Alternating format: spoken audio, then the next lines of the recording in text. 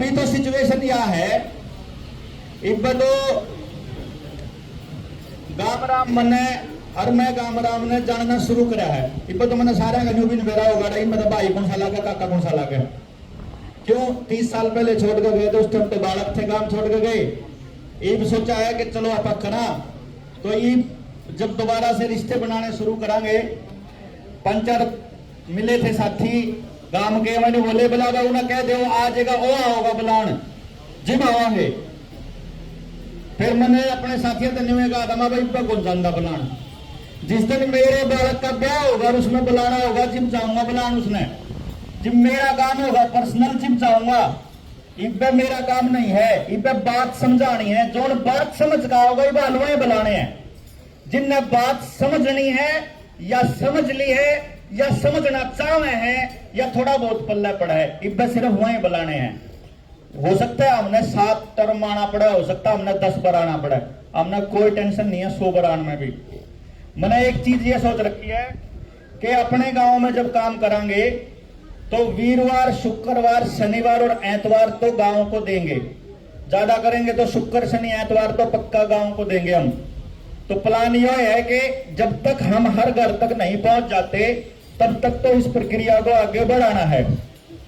हाँ, मकसद मेरा जो दूसरे साथियों को लाने का है वो ये है, इनकी ट्रेनिंग चल रही है, इनके माध्यम से गांव के साथियों तक बात पहुंच जाती है। फिर गांव के साथी आवेंगे तो उनकी ट्रेनिंग चालू होगी। ट्रेनिंग इसलिए जरूरी है क्योंकि अब आपने देखा होगा जब ये आपके गांव में जाते हैं आपसे बात करने अपने गांव में, तो आप लोग जो सवाल पूछते हो इनके पास उन सवालों के जवाब मिलते हैं। न्यू को नहीं कितने उड़ते हो, रुक जाना है चाची, रुक जाना है, फिर कर लियो। इनके पास हर सवाल का जवाब है।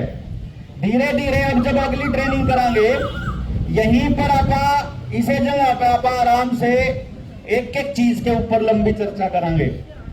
हम जब इस पर चर्चा करते हैं, 3 साल से लगातार ट्रेनिंग्स प्रोग्राम हमारे चल रहे हैं और ट्रेनिंग प्रोग्राम का यह है कि करीब करीब एक व्यक्ति को पूरा का पूरा सिस्टम समझने के लिए अपने जीवन के ज्यादा नहीं तो कम से कम 200 से 300 घंटे तो लगाने पड़ेंगे इस पर प्रोसेस पर। 200 से 300 घंटे यानी कि जो करीब मान लो आप यूं समझोगे अपने बालक ने बीए का एग्जाम दुआ हो तो वो 3 साल हो गया, 3 साल का हो गया ना ग्रेजुएशन, वो ग्रेजुएशन होने में इतना टाइम तो लाग के जाओगा।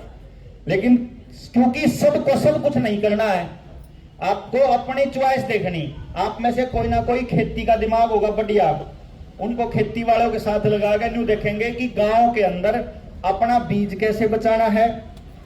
जितना पानी आज के टाइम पर आप इस्तेमाल करते हैं ना खेत में, जितना पानी करते हैं, मेरा अभी तक का तजुर्बा यह कहता है कि पूरे देश की जो खेती पर काम करने लोग हैं, अगर आपको इतनी पैदावार चाहिए और बीज अपना देसी हो तो अपने खेत में ज्यादा से ज्यादा 2 या मैक्सिमम 3 साल के बाद अपने देसी खेत में इससे 10वें हिस्से में पानी की जरूरत पड़ेगी। सिर्फ कितना पड़ेगी सचिन? 10वां हिस्सा। यानी आज अगर जितना पानी आज लगा है उसका 10वां हिस्सा पानी चाहिए खेती करने के लिए, उतनी पैदावार के लिए। अगर हम लोग आज जो मतलब पैदावार कर रहे हैं खेत में, इस पैदावार के लिए अपने को मंडी में जाकर बेचना पड़ा। मंडी में जो रेट मिला वो कोई रेट नहीं होता। हमारा साथी है अहमदाबाद में, गवार की, जवार की, बाजरे की बिस्किट बनावे हो, गवार का बिस्कुट बनावा है बाजरे का। और ये वाले बिस्कुट, गवार का बिस्कुट कितने रुपए किलो बिका उसका पता है? लगभग 1800 रुपए किलो। मतलब आप ये देखो, फाइबर, प्योर फाइबर, पेट में कोई नुकसान नहीं, जमा नहीं होता, और कमाई की कमाई। और आपा उसने दूर तक खाया कमारा। बाजरी देसी, उसका बिस्किट 1000-1200 रुपए किलो वो रेट मिलता है।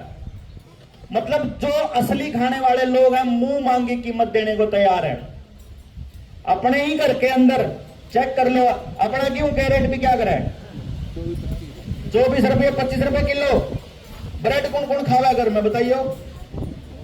आज करियो गड़े आंदा होगा सारा क्या है, सबका आवा ब्रेड लगभग ब्रेड ने ठाकी देखियो, आधा किलो का ब्रेड का पैकेट 80 रुपया का तो आंदा होगा। 65 का, 80 का, 400 ग्राम 25 रुपया का, 400 ग्राम 25 रुपया का। वो तो वो आंदा होगा, कड़ी हो तो बने होड़ा तो कंपनी वाले जोन से बना खावा है। कड़ी होता है, हम ब्राउन कड़ी होता है, हम लेगा एक बार पूछा थे, 85 रुपया का है ब्राउन ब्रेड का पैकेट। उसमें सिर्फ गेहूं है, सड़ा के ने आटा सड़ा के बना रखा है। 85 का आधा किलो में हिसाब लाया यार, 170 रुपये किलो गेहूं बेचते हैं, सड़ा के नहीं है, हैं? और उससे तो बीमार हो उल्टा। कमाल की बात यह है कि अपने जो सामान आप दुकान पे लेकर वहां, जितने नौजवान बालक है ना या पढ़े लिखे, जब ट्रेनिंग करांगे तो आपने बतावांगे रिसर्च कैसे करनी है। इबाल मोटे तौर पे बता देता हूं, दुकान पे चले जाइयो, दुकान पे तो कोई भी आइटम खा लियो खाने की जो हमारे बच्चे खावे हैं, या तो उस दुकान या तो उस आइटम के पीछे लिखा होता है कि इसमें क्या क्या है। उस जो लिखा है ना, बस अपना इंटरनेट उठाओ और कॉपी पेन उठाओ और सिर्फ न्यू देख लो इसमें क्या लग रहा है, उसके फायदे के और नुकसान के है। पहला शब्द उसमें पहली चीज मिलेगी उसमें मैदा। मैदा हजम नहीं होता, ये पता है सबने, अंदर जाके जमा हुआ है, बदहजमी हुआ है, गैस हुआ है, एसिडिटी हुआ है, बाद में कैंसर बना। इस बात का आपा तक किसी ने नहीं बताया। दूसरी चीज उसमें तेल कौन सा यूज हो रहा है, 3 तेल इस्तेमाल हुए हैं जो भी खाने की आइटम है। जितनी नमकीन रोज शाम अड्डा पदारू पीने वाले बैठे है ना, इनकी नमकीन ढाकी देखियो, उस नमकीन में जो तेल यूज हुए हैं या तो राइस ब्रेन या पाम ऑयल या cotton seed oil. Palm oil हजम नहीं होता, कैंसर हुआ है, ठीक है, ये काम राइस ब्रेन का। तीसरे नंबर पे है, वो पेट में पड़ रहा है, तीसरे नंबर पे cotton seed oil. Cotton seed oil बोलते हैं बिनोड़े के तेल को। बिनोड़े का तेल बनता है कपास से। भारत में इस टाइम कपास नहीं मिलती, नरमा मिलता है। नरमे का मतलब BT cotton. BT cotton genetically modified.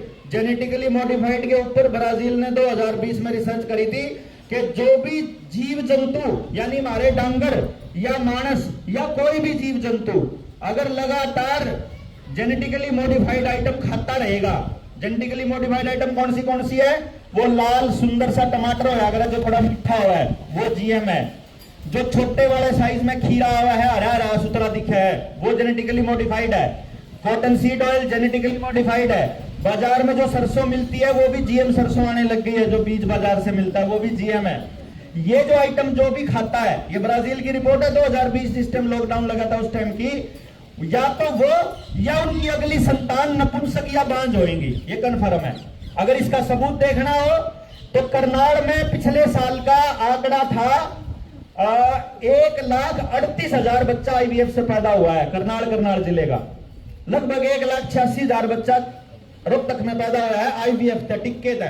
और जितने गांव में डांगर पाल रहे हैं सारे कृत्रिम गर्भाधान से करवाते हैं आप लोग अपनी गाय भैंस को। क्या पढ़ क्यों नए दूध करवाया, टिक्का करवाया बा ना खागड़ ना जोटे अपने में बच रहे, और वो भी को नहीं, क्योंकि उनको आपने लगातार इतना बिनोला खिला दिया जेनेटिकली मॉडिफाइड, आपने इतना कबाड़ खिला दिया, अब वो हो ही नहीं।